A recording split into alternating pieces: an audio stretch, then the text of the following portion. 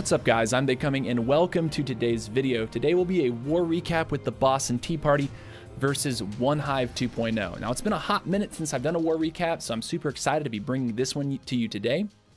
So let's go and talk about the war just in general.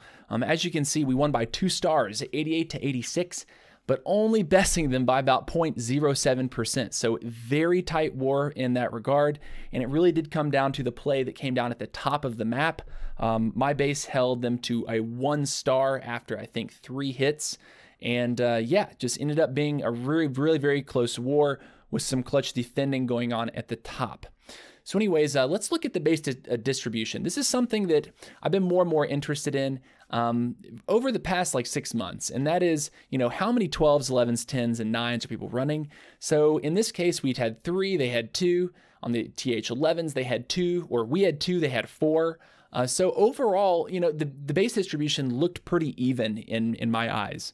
You have to remember that right now, you know, now is July 1st. The Town Hall 12s that exist at this point in time don't really look really that big and bad, or at least that much bigger and badder than TH11s. Not a lot of point defense has been upgraded yet in most people's bases. So the 12v12 action and the 11v11 action, it doesn't look all that different. Really, the only time that we're seeing, you know, I guess a serious struggle or like major difference in how you put together an attack plan is when one of the opponents is running a max Giga Tesla. And both teams in this instance did have a max level Giga Tesla. So I'd say it was still pretty even up at top. You know, each team had 1 max Giga Tesla on either side. So anyways, looking at the hit rates just a little bit, 12v12, we were 50%. So we did get 1 12v12 triple, and that will be shown as the first replay of the recap. They tried 4 times, only locked onto 1. And the triple that they got was actually a Laloon. I think it was like a Suicide Hero Lalo, 12v12. And ours was a Queen Walk Bow Witch. So moving on to the 11v11. We only went for 1 11v11, and this was as a function of our Town Hall 10 play. Our Town Hall 10 play, if you see, we were 24% hit rate, whereas OneHive 2.0 was actually 50% in their hit rate. So they had a really stellar 10v10 performance, much better than ours this war. And we were really glad and happy to be seeing their hits because I thought they had a lot of great ones too. Also, but we had a really great 9v9 showing as well. And the sad thing in my mind about 9v9, and, you know, I'll probably just say this once during this recap and try to, you know, kind of avoid talking about it so much anymore, is that Town Hall 9 really does seem to have devolved into nothing but Bow Witch. Were very few hits in the war that I noticed that were not a Bow Witch. And specifically, I think I saw 1 really great dragon hit. I thought I saw also some really great Lalos, but most of the hits at Town Hall 9 right now are Bowler Witches. And from a streaming perspective, from a content creating perspective, to me, that is just very boring to report on. So I'm not going to be showing any Town Hall 9 Bow Witch on this channel unless it's a live attack that we catch on stream. But knowing that, let's move on to some of these replays. All right, so the first replay that we have today is going to be Reaper hitting Skullcracker. This is a 12v12 Queen Walk Bow Witch. And while, you know, Bow Witch by itself, you know, just when you hear Bow Witch, you think that it's spam, and largely it is. You know, you're dumping all of your troops into one funnel point and praying for the best in a lot of scenarios. But this opener, this entry was actually very carefully planned. And the timing was something that Reaper was fretting about in VC, thinking, okay, I need to get my king in now. I don't need to put him down too early because he's going to walk, da-da-da-da-da. And we'll go ahead and talk about this entry real quick. Try not to be too like wordy about it, but you're going to notice his Town Hall's here. So Reaper decides that he wants to attack down here by this mortar. He's going to put his wall wrecker onto this mortar and try to get that wall wrecker to come in for this Inferno and just push it as far as he possibly can. So the problem with this is if you drop Giants too early, if this wall has not been cracked, the Giants will not actually attack this wall piece here. They will want to go all the way around and attack either this or this right here because they won't detect this space in here as something that they should hit. So what you're going to notice is he does delay dropping that king. And actually during our talks, we decided that this king was going to pull all the troops in anyway, because the king's going to jump the wall to hit on the wall wrecker. That's going to suck the bowlers in. That's going to give that wall wrecker some time to work. So let's go ahead and watch the attack. The queen's job would be to walk from 3 to 6 here. Ends up getting tremendous value out of his queen. So here we go. First and foremost, he's going to put down some troops at 12 o'clock, I believe. Where are they? It's 4x. Where are they? Yep, he's going to go ahead and get those giants and witches cooking on the funnel up at 12, and he's dropped his queen at 3 o'clock.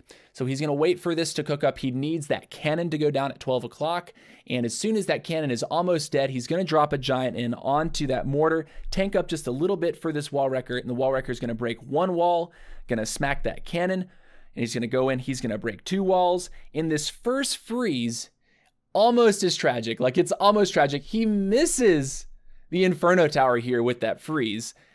Honestly, at that point, I was like, oh no, but that, really, really nice stuff. The Warden ability actually does persist, allow the wall wrecker to push even further, and inside of this siege machine, he does have CC giants. Now, the reason for this is because as he approaches this backside, he wants to make sure that out in front of these bowlers and these witches, he is going to have troops. They're going to be able to tank up against not only this Inferno Tower, but this Town Hall. That Giga Tesla firing off multi-shots. He decides to freeze that really nice freeze, going to catch the Giga Tesla and the Inferno, going to juice those giants all the way back to full health. And meanwhile, he's just got this one witch and this nice chunk of giants that are going to beat down this wall, eventually make it through, ended up taking out the Inferno Tower. On the bottom side, the queen is still on a very healthy walk. She's got the ability in hand. The healers swap to those core troops. That king is going to get juiced way up all over again.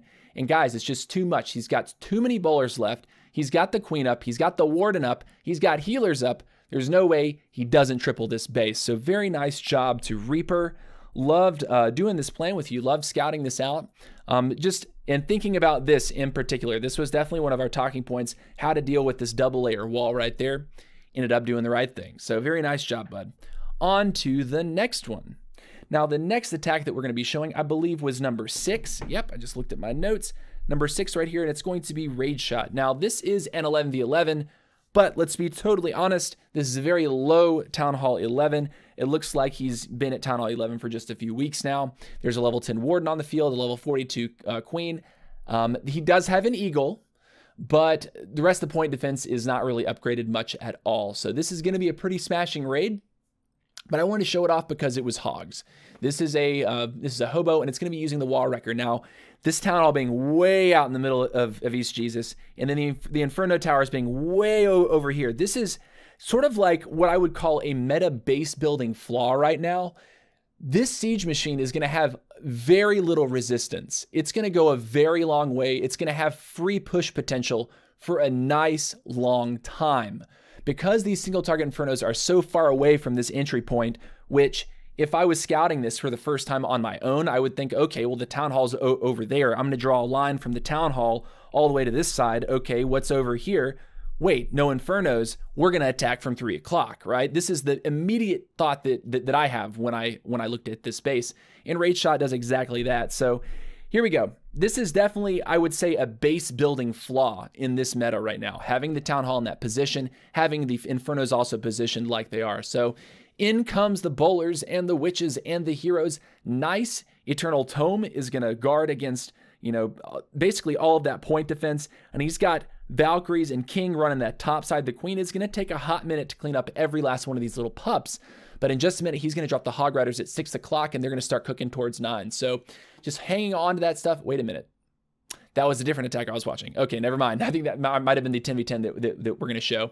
But anyways, here comes the Hogs from 12 o'clock TC, and they're going to come in. First heal is on the field. He's got 2 more in the bag, and he's just going to be making these Hogs from 12 to 9 to 6 here.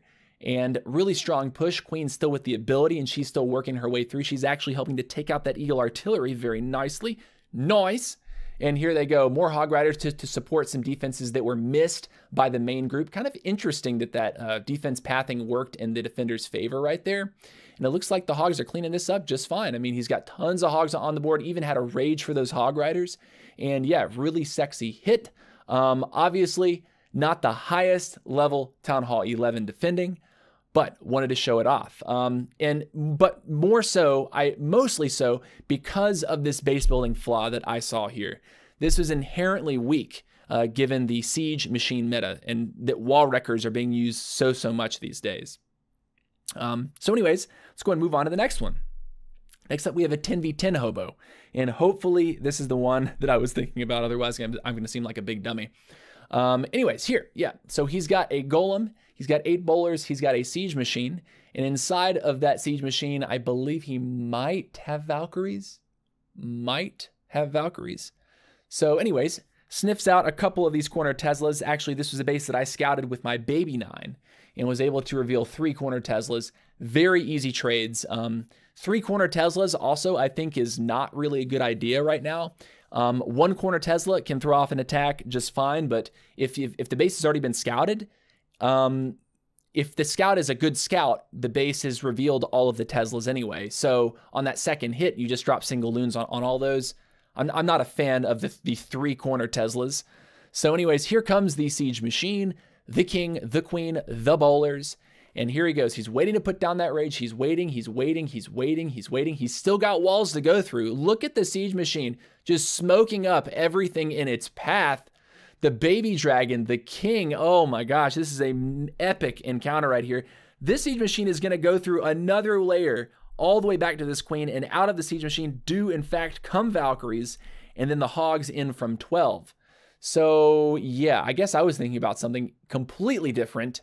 Maybe it was a raid that I decided not to show, but this is actually, this is a great one. This was my favorite, and that's why we're showing it right now. So here come the Hog Riders. Very easy. He's pathing over, you know, lots of giant bombs, lots of bomb tower explosions. Basically all the splash is gone at this point. So this is really nice. That poison spell is going to eat up every single skeleton, and then one more heal. Does he need it? Does he, in fact, need this heal spell right here? Does he need the heal? Does he need it? I mean, he's got a lot of Hog Riders. That king is still beating on him, but is he going to use the heal? In fact, he does not. He does not actually use the heal spell here, guys. This is a swag heal raid, and Jazz is classy enough that he doesn't even bother dropping it. He's just going to let it all ride out. He says, you know what? I'm going to save my elixir. I got upgrades to do. So very nice, Jazz. Appreciated the hit, dude. All right, so next up, and this will be the last hit, this will be a 9v9. So I'm trying to go in this format. We did 12v12, 11v11, 10v10, 9v9. Realize the 11v11 might not have been the most impressive given the defending base weight, but next time we'll be sure to get a max 11 raid in there for you. So anyways, moving on, this is my hit onto number 19. Now this was a queen walk into a CB Lalo. So this was scouted beforehand, so we did know there was some black mines and corner Teslas. I actually kind of goofed up dropping those loons right there. I was trying to drop them a little closer to that. I'm not sure. Maybe my finger slipped off the iPad.